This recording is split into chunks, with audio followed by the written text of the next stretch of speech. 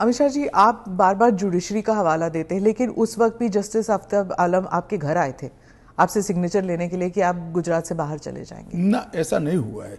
आफ्ताब आलम साहब कभी मेरे घर पे आए नहीं है, ऐसी जरूरत भी नहीं पड़ी है।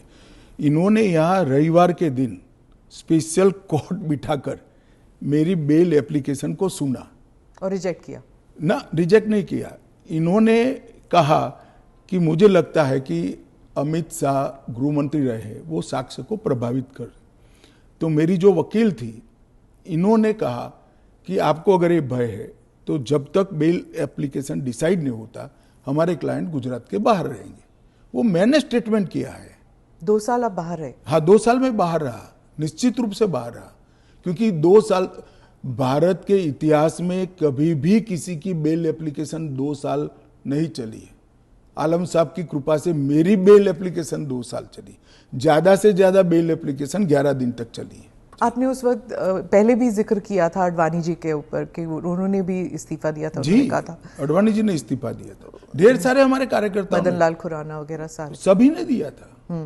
कि जब तक, अरे अभी हेमंत सोरेन जी ने दिया था। ये तो एक नया संस्कृति आया अभी। विगत 2 साल पहले ऐसा केस ही नहीं था कोई।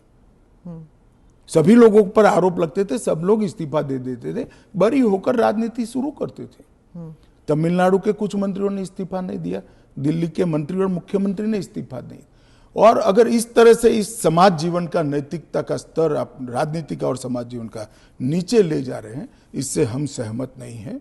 और अगर मैं अब पूछता हूं, आप मुझे पूछ रही हैं, तो लालू जी के वो ऑर्डिनेंस फाड़ने का, लालू जी के बचाने के लिए जो ऑर्डिनेंस मनमोहन सिंह लाए थे, वो ऑर्डिनेंस को फाड़ने का राहुल गांधी का औचित्य क्या था? अगर उस दिन वो मोरालिटी थी तो आज नहीं है क्या? क्योंकि आप लगातार 3 चुनाव हार चुके हो। मोरालिटी के स्टैंडर्ड्स चुनाव के जय पराजय के साथ जुड़े नहीं है।